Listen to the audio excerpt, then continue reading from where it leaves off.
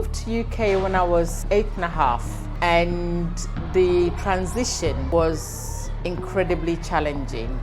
I knew very little English, so I in fact went to learn English in the UK. It was during a period where the racism was quite high. Previously, education in this part of the world was very much a dictatorship, whereby the teacher is seen to be the superior and what the teacher says goes. I'm very fond of saying my knowledge and exposure and experience is not necessarily needed in other parts of the world that are developed, but here in Ghana it's absolutely needed.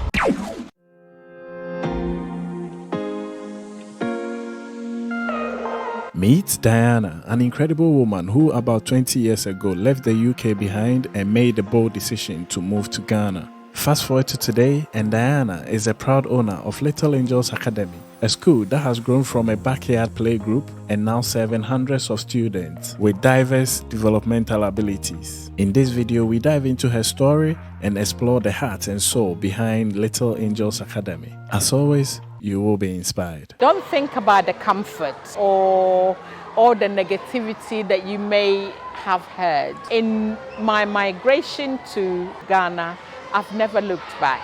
When I look at the lives that I've touched, what I've been able to achieve within this period of my life, there's no way that the West would have appreciated my skills and my experiences. My name is Mickey. Keep watching. Yes, my name is Diana Bafwewa, and I'm the director of Little Angels Academy, which is a basic school established in the Garden City of Ghana, Kumasi. I moved to UK when I was 8.5, so I was quite young, and the transition was incredibly challenging. If you can appreciate, at the point when I moved there, I knew very little English. Okay. So I in fact went to learn English in the UK. And it was during a period where, I don't know whether I should say the racism was quite high, but with not being able to express myself, the Catholic school that I was enrolled in, which I will not mention, the transition made it very difficult for me because being outside London, there were very few black people, very few black people within the community that we lived in. But anyway, I was enrolled in a mixed school, and it was tremendously challenging, because if you can appreciate, children are children. They may not necessarily want to be spiteful, it might not be intentional, but based on what they've said, what they've heard, or what they've seen on the television and things like that, there was a lot of bullying that went on when I was younger. But what helped me was I was incredibly tough. Yeah. Oh, I was so tough. So I used to, I recall more often than not, my mother was always called to the headmistress's office, yes, to have a meeting about Diana. But, you know, we managed to scale through. And then once I became fluent in English, there was a period when I joined the mixed school, the Catholic school, I had to then be detached because the speech or the English wasn't coming as quickly as we expected.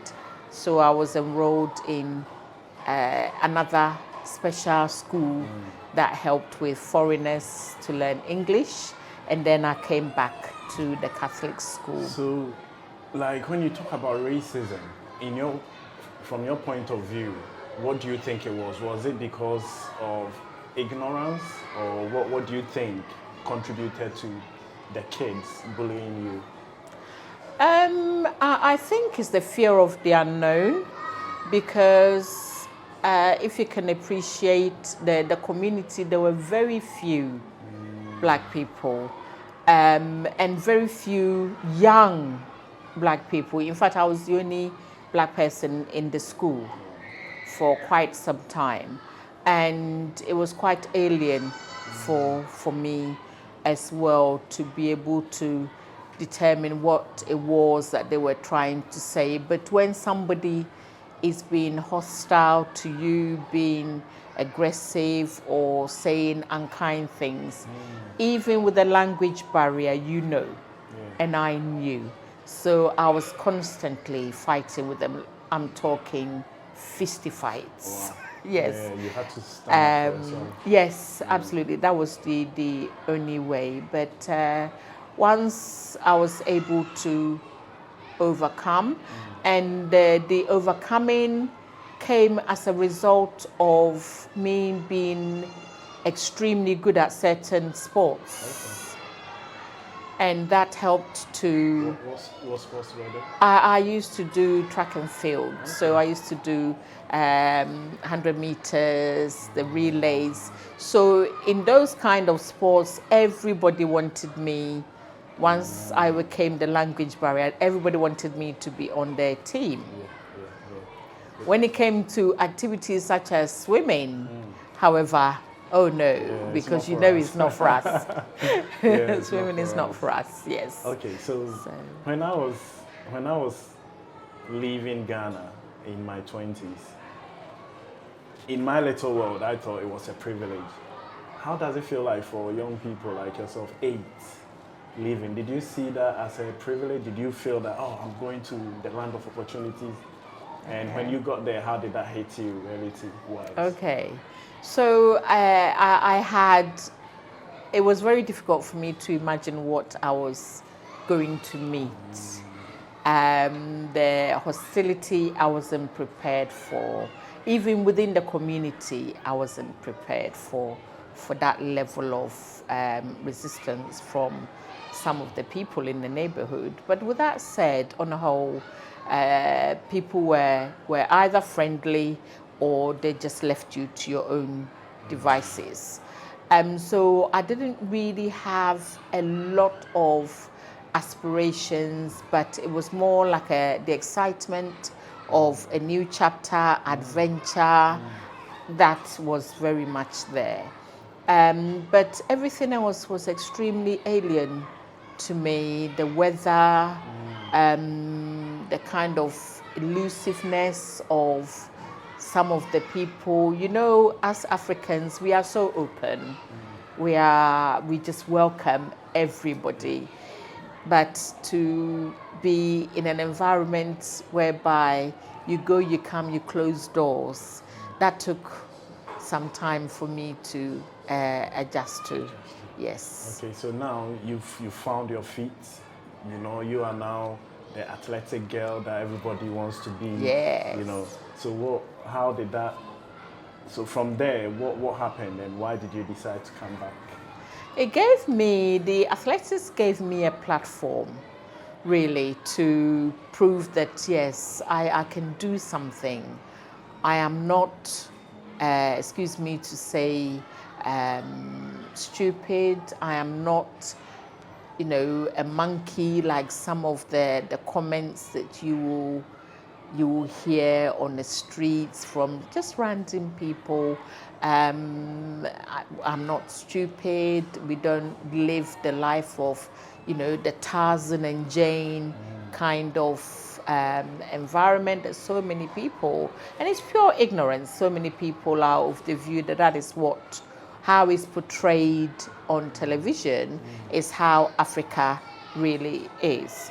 And so to get to overcome that, the athletics gave me a platform to have the mindset that one must be able to excel in whatever one is good at in order to be accepted. So from the word go, I decided whatever I do, I must give it 101% in order to not only to be accepted, but to be respected, to overcome this kind of stigma that if you're not careful, psychologically becomes a part of you.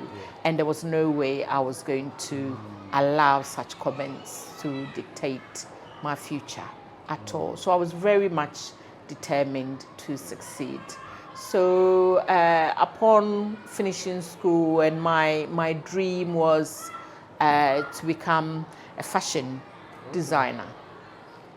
So I was able to get scholarships into some of the top fashion houses in Milan. I had offers for Milan, I had offers for Paris, I had offers for US, some of the universities in US. So I remember presenting my dream to my mother, who was absolutely horrified. She said, what? How many black people do you know in this industry? And at that time, there were none. I knew no black person that was really making it in a fashion industry that I could say, yes, I'm mirroring my life onto this person. And that killed my dream completely. So beyond that, I entered into the corporate world, and I was working in finance, KPMG in London. And yes, I made a success of that. And of course, that also posed certain challenges. You know, in a corporate world, it's not all that is cut out to be. There are some areas where, as a black person, a black female entering into such an environment, you really have to prove yourself. And of course, that presented its own challenges, but I was able to overcome with the support of my partner at the time. And so I continued from one finance company to another until I reached a point where really I wanted to settle down and have a family. But there was one thing I didn't want to do, was to raise my family in the UK. Okay. For that, I really did not want. I didn't like the hostility. My son is mixed race, and I didn't want him to be kind of exposed to certain stigmatization and exclusions. But moreover, I wanted him to know his culture. I wanted him to be exposed. I wanted to protect him from violence and, you know, kind of unpleasant scenes. And I also wanted him to have the space so that he could grow free, independent, without, you know, any fear, and also appreciate his culture. So at the point of deciding to move to Ghana, and I must admit, it didn't just happen overnight. Okay. It was orchestrated. Okay. Because prior to the relocation, my partner and I were always visiting Ghana on an annual basis. And everybody has what they identify as home. And for me, it was the smell of the runway, the tarmac, when the plane was landing at Kotoka. It was just home to me. So whenever as soon as I smell that heat and the sound of the crickets, I'm like, yeah, I'm home. Yeah. Oh yes, and it becomes evident in the way that you feel, the joy that you feel inside, and so for at least 5 years, I did that annual trip. Okay. And whilst we were doing those trips, my partner and I were looking at business opportunities, what is available in Ghana, what can we do? And we agreed on travel and tourism. Okay. Ashanti African tours. So it was actually Ashanti African tours that when I had my son, we came with, and we established it. It still is. It's still running now. Extremely successful business that has won numerous awards. I'm no longer a member co-owner, but my ex is still operating it very, very successfully all around Ghana and So other parts of Africa. You always had it in mind that you're not going to work for someone, you will work for yourself in Ghana, or was it just by accident? Was it part of the plan to just start a business? Oh, absolutely. Absolutely. Working for somebody else was never on our agenda at all. It would not have worked. It would not have worked. I think what travel gives you is an exposure, and you must use that exposure very well to impact.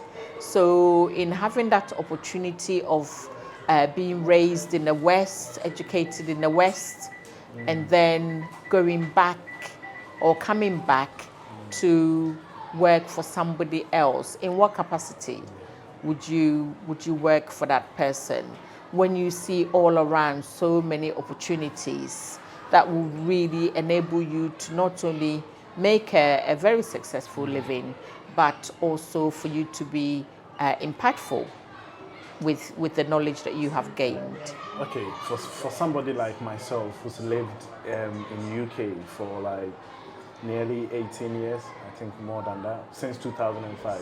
Okay. Right.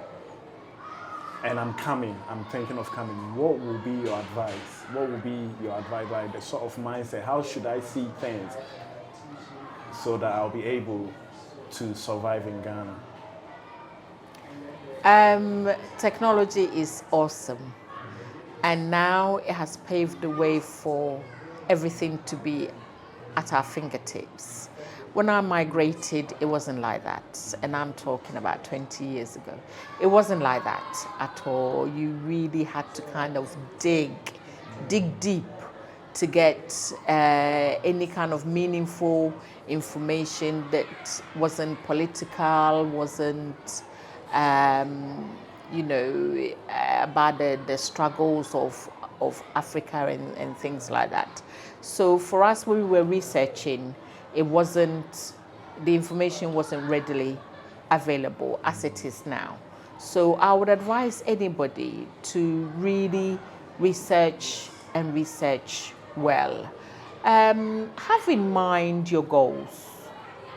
What is it that you want to relocate for? What are the core things that are driving you to leave an environment that has infrastructure, that has rules, everything in its place and a place for everything.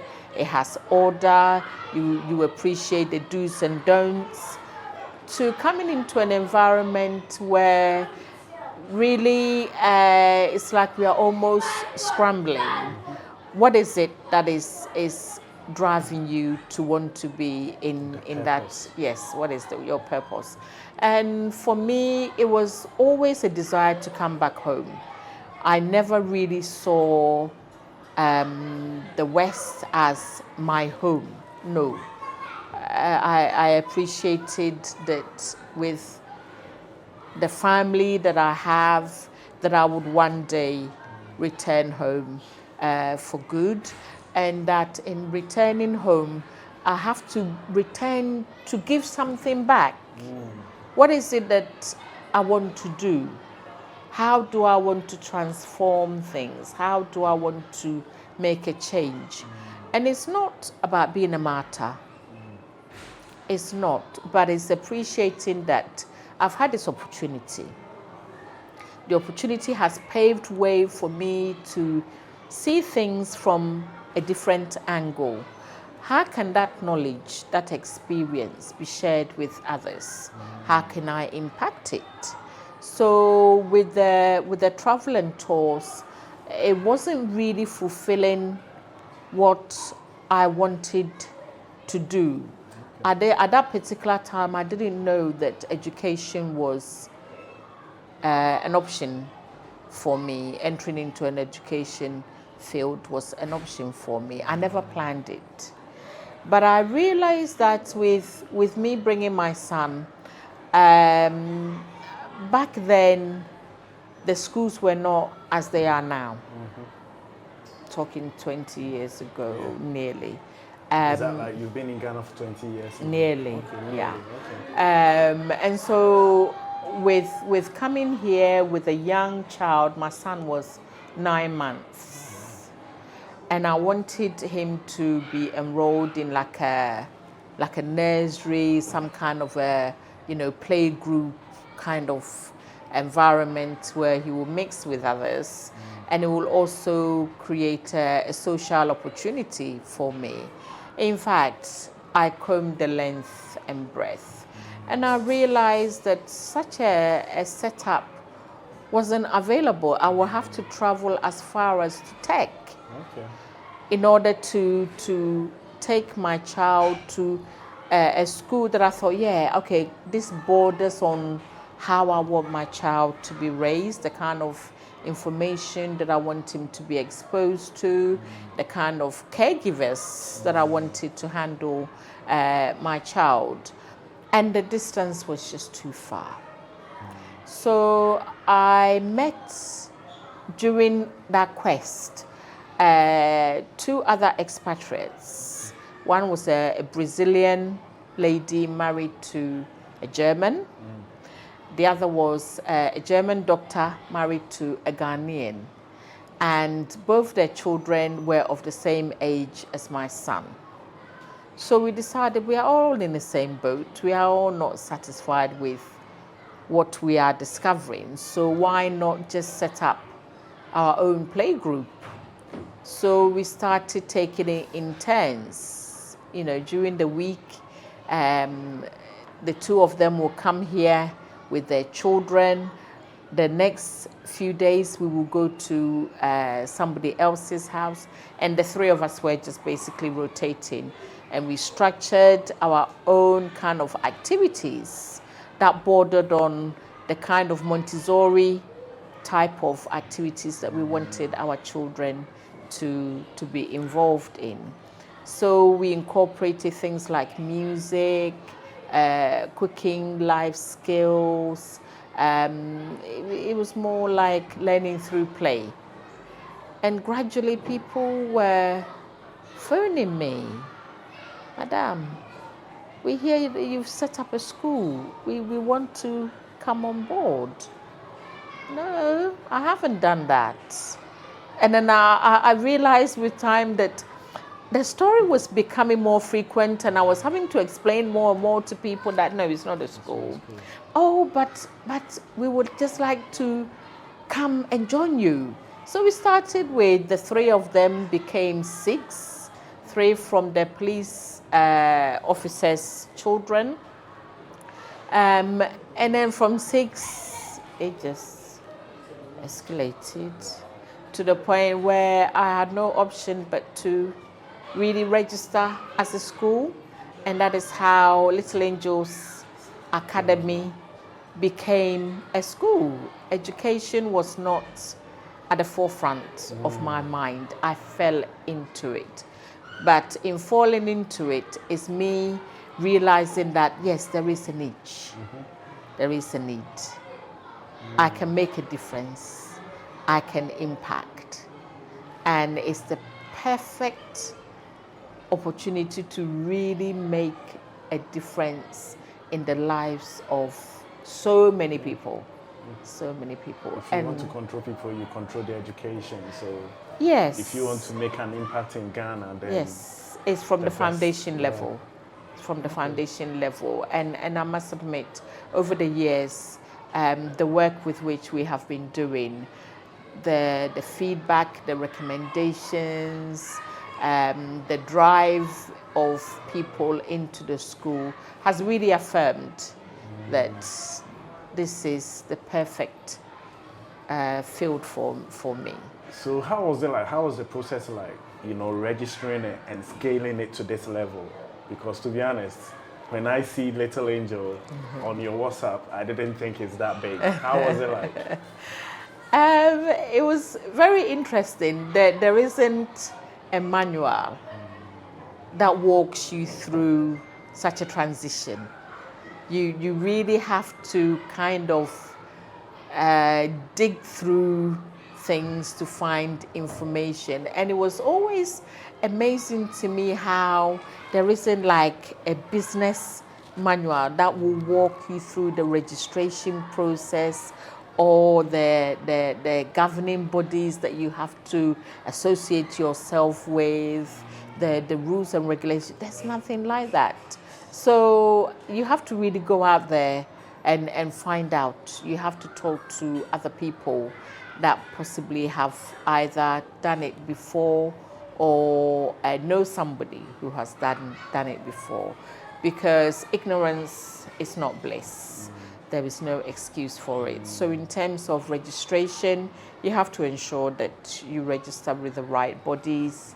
You have to ensure that you form allegiance with them, really. And there'll be so many kind of situations whereby you would think, no, in the West, it's not like that. Oh, God, why is it like this? Why is this taking so long? By now, it should have happened. Why do I have to pay excess? Is somebody trying to kind of cheat me out of money? Now things are more streamlined. Okay. But back then, it really wasn't. It wasn't. So there were times that, mistakes were made, and then we learned from them the hard way. But in all of that, it's a learning process. You must be extremely open-minded before you take such a step. Okay. Yes, be open-minded. Don't have expectations that are so high. And we must move away from the comparisons. If you continue to compare, in all honesty, if you're not careful, you will give up in the early stages. Now things are much easier. Things are a lot more straightforward. So how was it? How was it like your transition? How was it? And I want to know, did you come with a lot of money or a lot of ideas? I came with one idea, and the one idea was for the establishment of the travel and tours. But the intention was always to expand onto other things beyond travel and tours. You could look at hospitality as a whole, having accommodation, looking at the restaurants, looking at clubbing activities that one can also add to the tourism aspects. So there were a lot of options that I recall. We listed them down. My partner and I listed them down, and the idea was to work our way through them. But to be honest with you, I think the process with which we went through was the very best. The opportunities are so many that if you're not careful, you will either miss some or you will become overwhelmed in trying to fill every hole. You cannot. So appreciate what your interest is, what is your passion, what is your drive, and then start on that. And you realize that along the way, other doors would open, and then you can venture in those areas as well.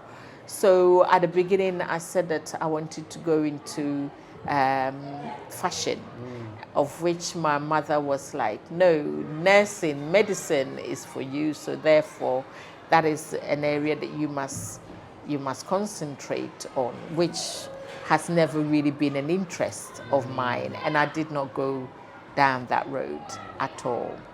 But with me not pursuing the scholarships that I was offered for Paris and Milan and US. I now do fashion and design. Okay, I have on my, top of the school. I do. Okay.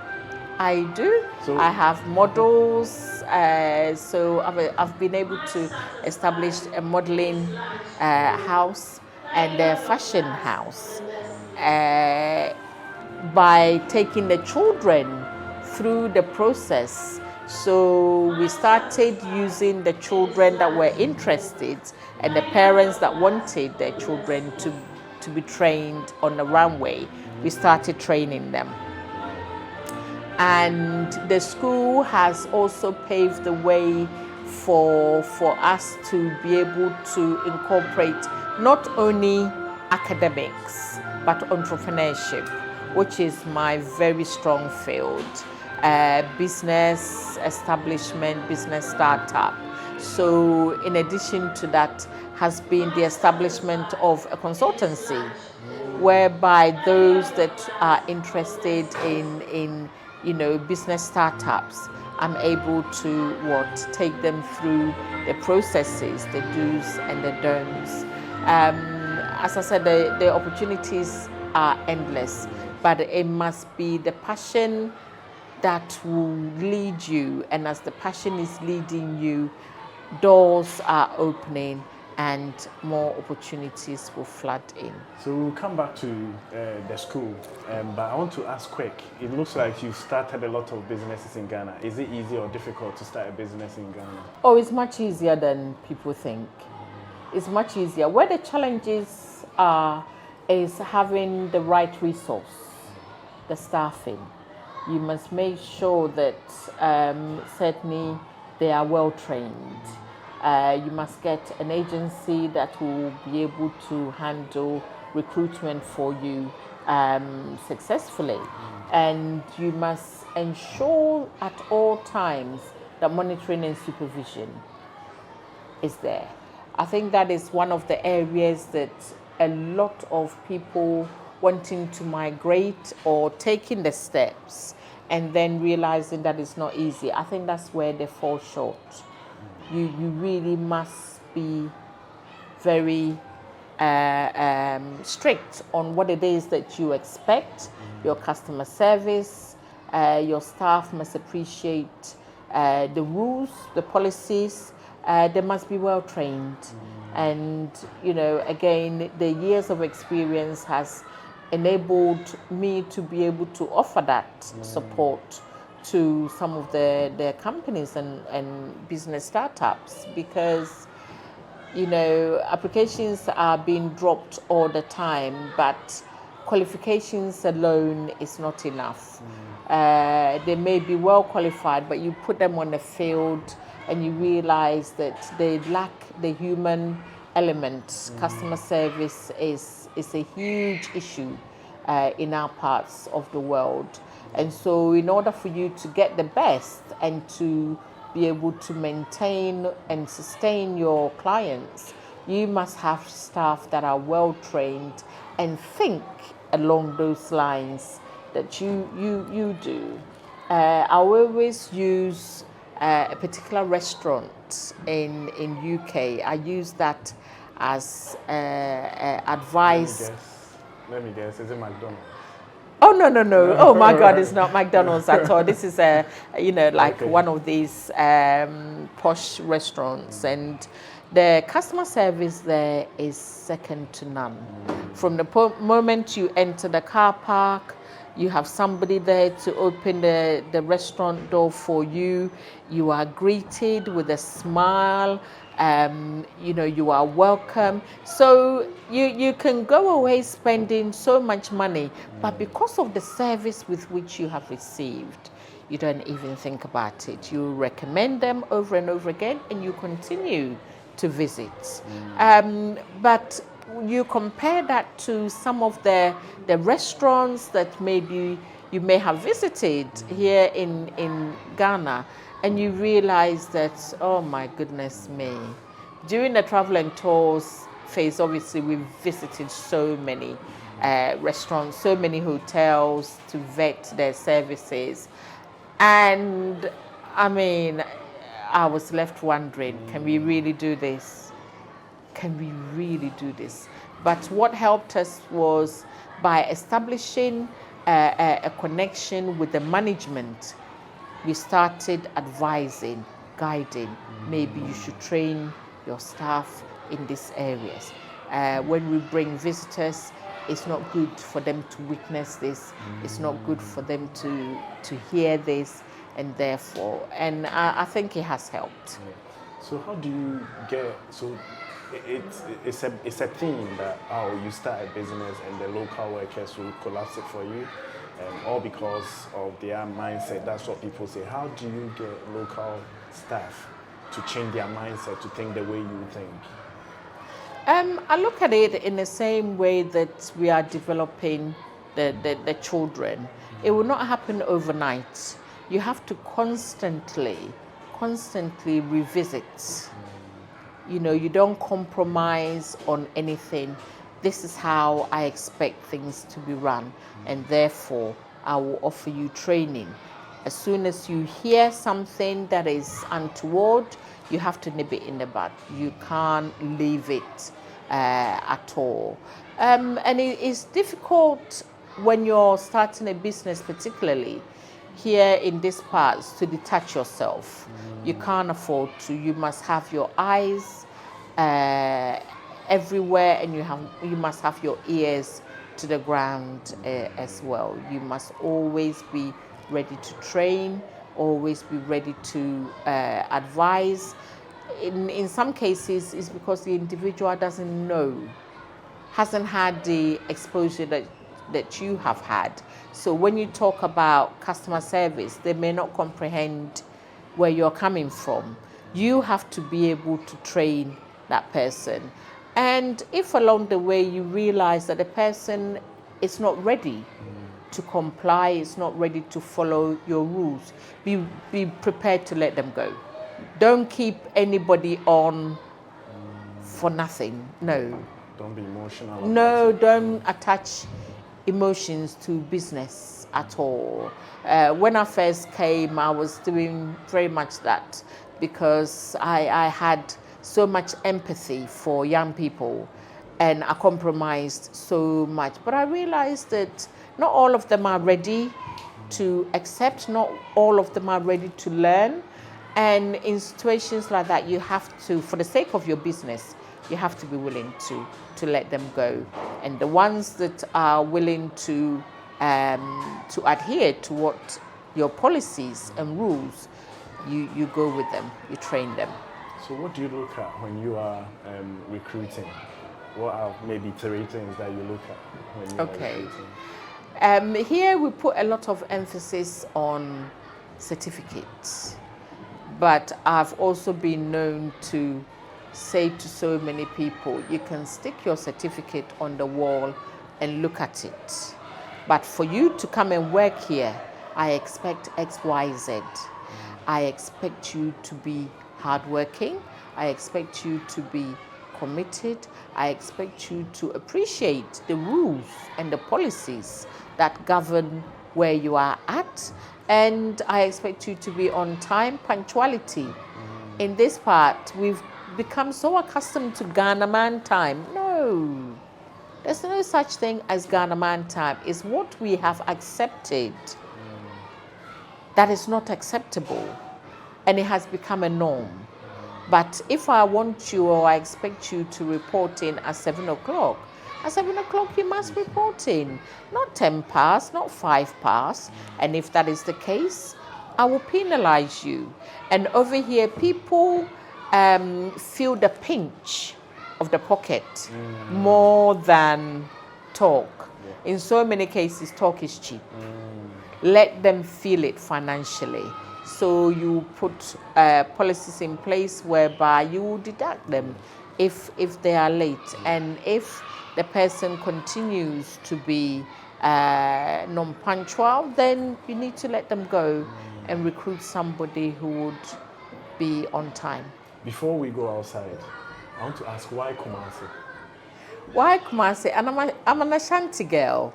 Yes, I'm an Ashanti. I was born in Kumasi. and I've always had a deep love for Kumasi, for Ghana as a whole, but Kumasi is my base. Accra is too congested for me. It's a little bit too cosmopolitan, where Kumasi is still rough, it's still rugged. It has all the elements of being indigenous, and I prefer that very much. We still have that friendly, family-orientated environment. And the culture. And the culture is awesome. You can't beat it, yes.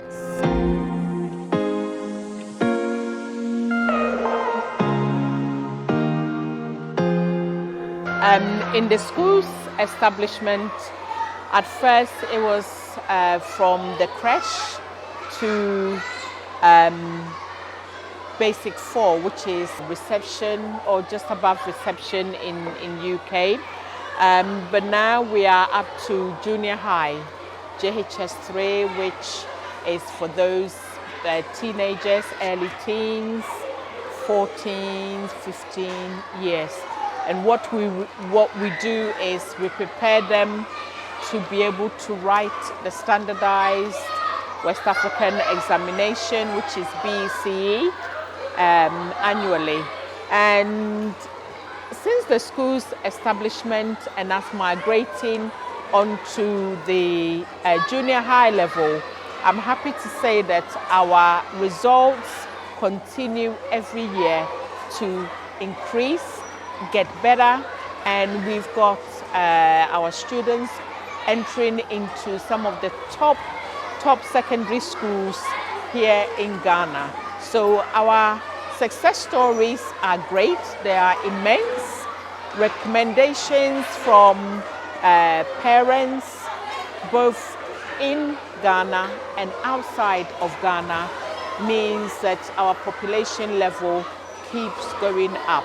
But because we are a Montessori-based school, it means that we work with a minimum ratio of students, pupils to facilitators. So what is Montessori-based school? So Montessori is very much where the child is not educated through the traditional way of the chew and pour, but it has to be an opportunity that allows the child to actually determine what it is that they are learning.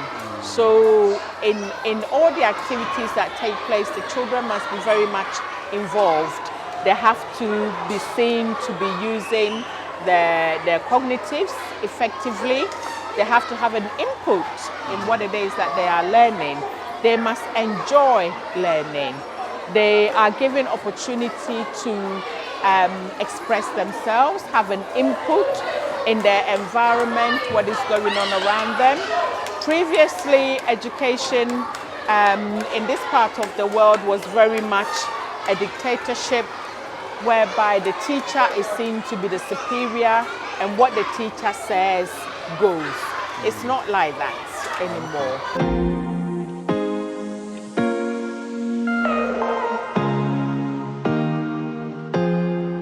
So what's so unique about Little Angels? What is unique about Little Angels is the fact that we've created an environment that is totally holistic for children's development. It is conducive, it is an environment that encourages the openness of learning. It gives them the opportunity to have an input in what they are learning. But we also go beyond that. We have merged the entrepreneurship programs with the academic programs. So here we teach beading, we teach fashion, we teach modeling, we teach music. We have a recording studio for those children that are interested in music to be exposed to not only the singing aspects, but the writing of music, composing of music. But there are also those that teach sound engineering. Then of course we do the STEM program. But for us, we call it STEAM.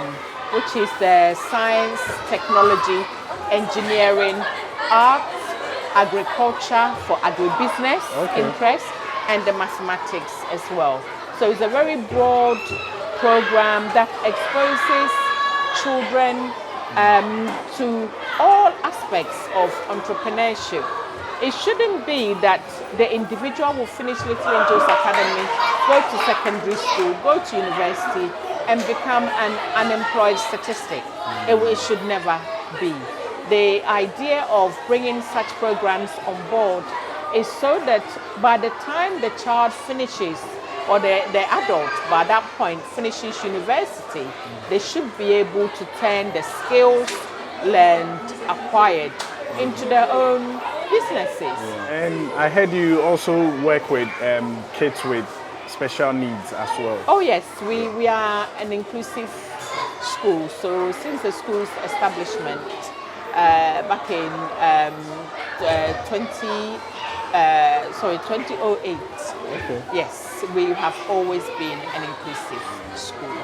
So we deal with conditions such as autism, ADHD, we have Down syndromes, we have deaf students. Currently, as it stands, we have 3 sign language interpreters that interpret the academics for the children with a view that they will be able to progress through the school and actually write the standardized BCE exams. But then when it comes to conditions such as autism, ADHD, and so on and so forth, not all of them will be able to go through that same trend. So for them, we offer the academic opportunities if they are able to follow, but it goes at their own pace. So we put together individualized educational plans for them, and then they are given a facilitator who works with them to go at their own pace. But in addition to that, we also have the TVET, which is the technical department, where the individual can learn beading, can learn fashion. If they are into technology, then they can go into the STEAM program that I have mentioned. So basically the school offers everything. There is something for everybody. There is no child that should be left out in their development or in their education. Okay, so this is the sensory room.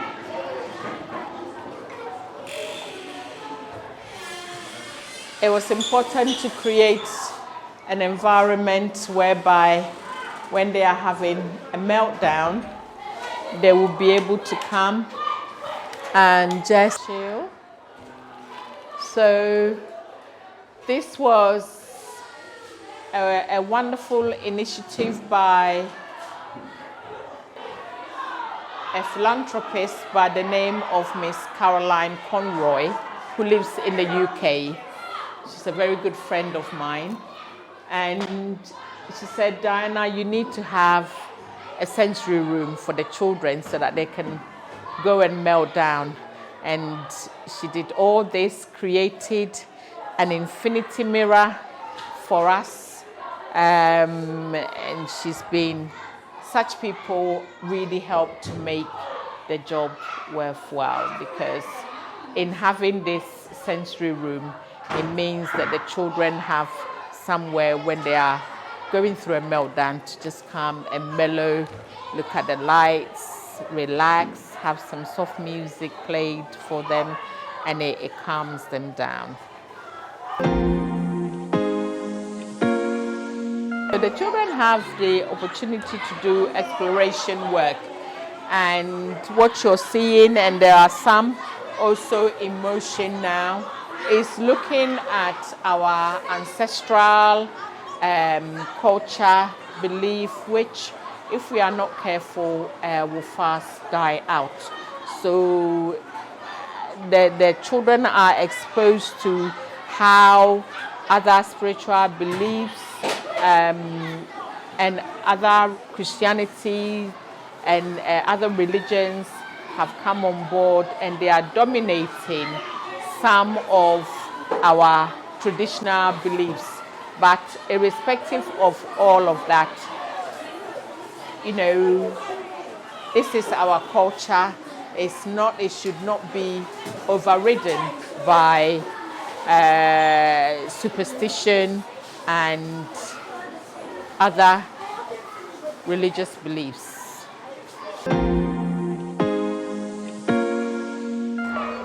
Whether to travel or not to travel, do you think you moving out of Ghana and coming back, the fact that you moved has helped you create this? Definitely to travel. Absolutely to travel. But the advice that I give to young people that have the aspiration of traveling is when you are going, go with an open mind. Go with the knowledge that you're not going to make that your home. It's not going to be your base. But whatever opportunities will be available to you, whatever you learn, bring those skills, the knowledge back with you to Ghana.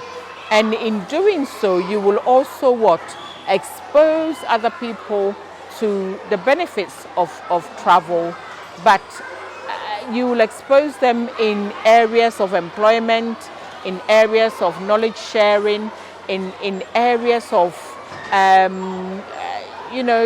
just helping to elevate somebody else's life. So I'm not the kind of person that is against travel at all. It really is an eye-opener and it creates tremendous opportunities for people.